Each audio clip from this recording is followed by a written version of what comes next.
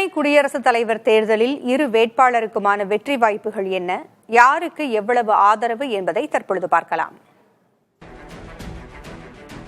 துணை குடியரசுத் தலைவர் தேர்தலில் நாடாளுமன்றத்தின் இரு அவைகளின் உறுப்பினர்கள் மட்டுமே வாக்களிக்க தகுதி பெற்றவர்கள். இதன்படி மக்களவையின் 543 பேரும் மாநிலங்களவையின் 245 பேரும் வாக்களிக்கலாம். அதாவது இந்த தேர்தலில் 788 பேர் வாக்களிக்க தகுதி பெற்றவர்கள். ஆனால் இரு அவைகளிலும் சேர்த்து 6 இடங்கள் காலியாக உள்ளதால் 782 பேர் வாக்களிக்க உள்ளனர். இதில் சரிபாதிக்கு ஓரிடம் அதிகமாக, அதாவது 392 வாக்குகளை பெறக்கூடிய வேட்பாளர் வெற்றி பெறுவார். தேசிய ஜனநாயக கூட்டணிக்கு இரு அவைகளிலும் உள்ள 426 உறுப்பினர்களின் வாக்குகளும் சிபி ராதாகிருஷ்ணனுக்கு கிடைக்கும். இந்தியா கூட்டணி வேட்பாளர் சுதர்ஷன் ரெட்டிக்கு இரு அவைகளிலும் சேர்த்து 313 உறுப்பினர்களின் ஆதரவு கிடைக்கும். இது தவிர இருபெரும் கூட்டணிகளில் இல்லாத கட்சிகளின் முடிவுகளும் கவனம் பெறுகிறது. 11 உறுப்பினர்களை கொண்ட ஒய்எஸ்ஆர் காங்கிரஸ் தேசிய ஜனநாயக கூட்டணிக்கு ஆதரவாக வாக்களிக்க உள்ளது. 12 உறுப்பினர்களை கொண்ட ஆம் ஆத்மி கட்சி இந்தியா கூட்டணிக்கு ஆதரவளிக்க உள்ளது. 4 உறுப்பினர்களை கொண்ட பிஆர்எஸ் கட்சி தேர்தலையே புறக்கணிக்க உள்ளது. 7 உறுப்பினர்களை கொண்ட பிஜு ஜனதா தளம் கட்சியும் தேர்தலை புறக்கணித்துள்ளது.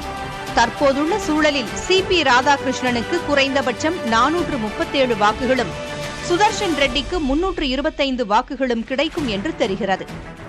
இதனால் சிபி ராதாகிருஷ்ணனுக்கான வெற்றி வாய்ப்பு பிரகாசமாக உள்ளது.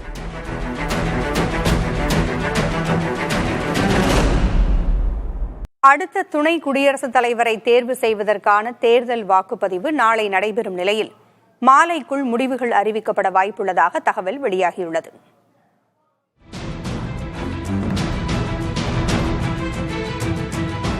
குடியரசு துணைத் தலைவருக்கான தேர்தல் செவ்வாய்க்கிழமை நடக்கிறது.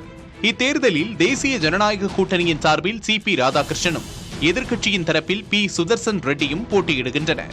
நாடாளுமன்ற வளாகத்தில் தேர்தலுக்கான வாக்குப்பதிவு நடக்கும் நிலையில் அதற்கான பணிகள் முழுவீச்சில் நடைபெற்று வருகின்றன. அதேபோன்று அந்தந்த மாநில சட்டமன்ற வளாகங்களிலும் எம்பிக்கள் வாக்களிக்கும் வகையில் வாக்குச்சாவடிகள் அமைக்கப்பட்டுள்ளன. தேர்தலில் பதிவாகும் வாக்குகள் அனைத்தும் எண்ணப்பட்டு மாலைக்குள் முடிவுகள் வெளியாகும் என்று எதிர்பார்க்கப்படுகிறது. இந்நிலையில் குடியரசு துணைத் தலைவர் தேர்தலுக்கான மாதிரி வாக்குப்பதிவு திங்கட்கிழமை நடந்தது. நாடாளுமன்ற வளாகத்தில் நடந்த நிகழ்வில் பங்கேற்ற எதிர்க்கட்சி எம்பிக்களுக்கு தேர்தலில் வாக்களிப்பது குறித்த பயிற்சி அளிக்கப்பட்டது. அதே சமயம் ஆளும் தேசிய ஜனநாயக கூட்டணி எம்பிக்களை பிரதமர் மோடி சந்தித்து ஆலோசனை மேற்கொண்டு சிபி ராதாகிருஷ்ணனுக்கு ஆதரவாக வாக்களிக்க வலியுறுத்தினார். இந்தியா கூட்டணி கட்சியினரும் சுதர்சன் ரெட்டிக்கு ஆதரவாக பல்வேறு கட்சியினருடன் ஆலோசித்து வருகின்றனர்.